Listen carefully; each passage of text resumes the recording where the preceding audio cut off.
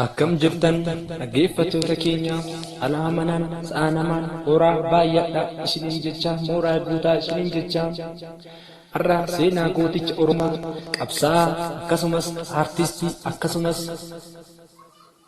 loltuu Oromoo ta'uun yeroo dheeraa Oromoo tajaajilee Oromoof wareegamen qabadhee isinii dhiyaatee jira. Gadhuma sagantaa kanaatti nu hordofaa nu waliin turan affeerraa kootiin.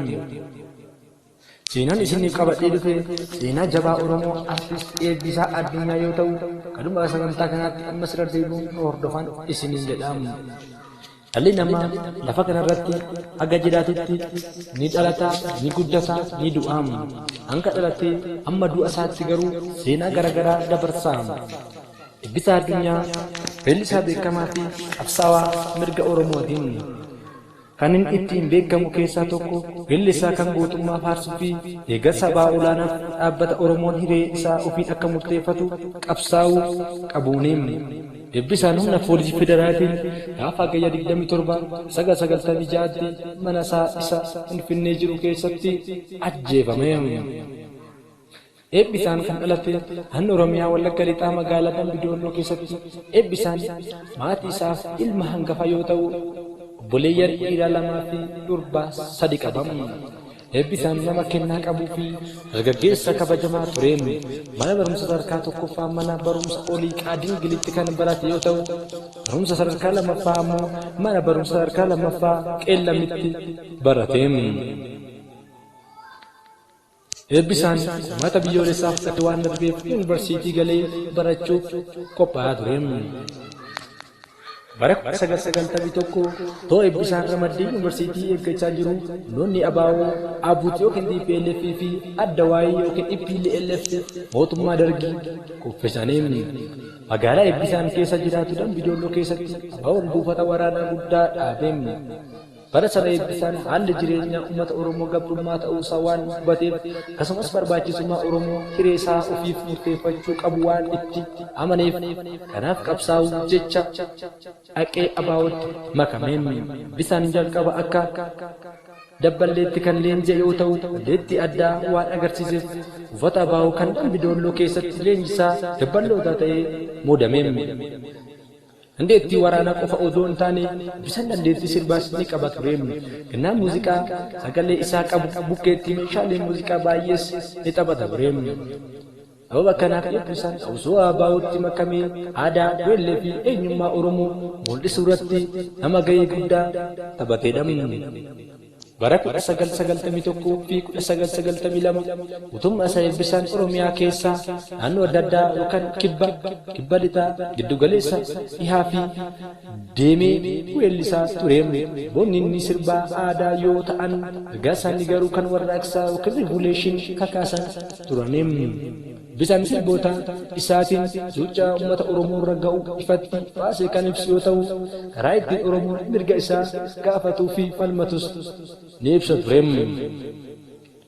Akka nama dhuunfaatti Eebbisaan nama garaa laaffessa ture. Uummata Oromoo garaa guutuudhaan jaalata ture. Baay'ee diimaafis ture. Eebbisaan namoota gargaaruu fi dhimmamuuf nama duubatti hin jenne ture. Obboloota isaa, firoota isaa, ollaa isaa namoota gargaarsa barbaadan kamiyyuu ni gargaara ture. Eebbisaan artistii baay'ee jaalatamaa, dinqisiifamaa fi sabboonaadha. Eebbisaan jalqabaa qabee gootummaadhaan beekamaa erga ABO biyya ba'ee gaggeessitoonni isaa biyya baqatanii ABO dhoksaadhaan socho'uu jalqabee booddeellee Eebbisaan sirba isaatiin ammeenya mootummaa Itoophiyaa matarraan ga'u ibsuu hin dhiifne. Eebbisaan baay'ee jajjabeessa kan hin sodaannee fi ifatti hojii shororkeessummaa mootummaa Itoophiyaa uummata Oromoo irraan ga'u balaaleffachuu irra duubatti jedhee hin beeku. Deeggarsa WBO'tiif qabus amma dhumaatti ittuma fufee jira. Sababa Eebbisaan ija jabeessa ta'eef ifaan ifatti jecha fi sarbama mirga mootummaa Itoophiyaan raawwatu balaaleffachuuf ofumaa isaayyuu ilaalcha mootummaa keessa akka galu isa godhe.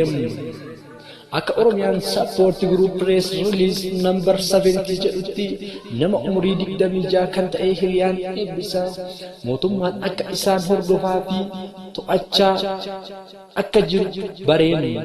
Eebbisaan iddoowwan waltajjii adda addaatti konkolaataadhaan kan geessu isa tureemu. Gaafa kiyya 1996 Eebbisaan addunyaa ergamtuu mootummaa Itoophiyaatiin mana isaa keessatti Finfinneetti ajjeefame. Eebbisaan jaalalli inni Oromoof qabu guddaadha. Eebbisaan akka maatiin maatii isaa akka Amaaraa irraa dhufan ni dubbatama.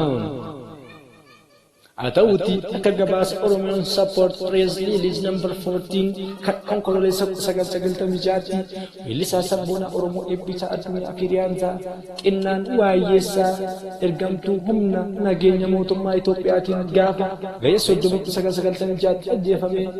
Yeroo namoonni meeshaa waraanaa hidhatan mana isaa cabsanii seenan Eebbisaan mana isaa kan naannoo Shiroo Meedaa Lakka 094 olaanaa sadi ganda 01 jiru keessa ture.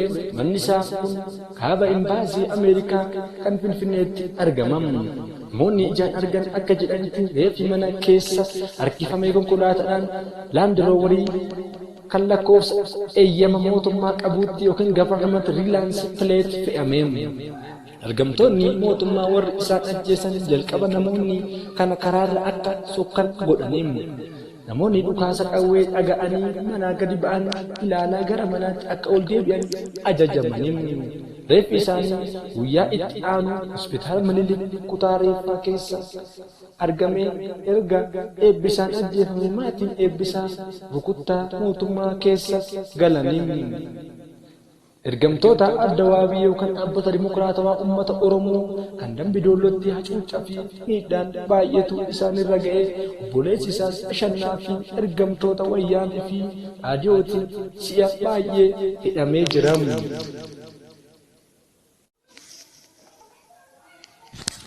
Akkam jirtan dhaggeeffattoota keenya alaa manaan sa'a namaan horaa baay'adha isiniin jecha mooraa guutaa isiniin jecha har'a seenaa gooticha Oromoo qabsaa'aa akkasumas aartistii akkasumas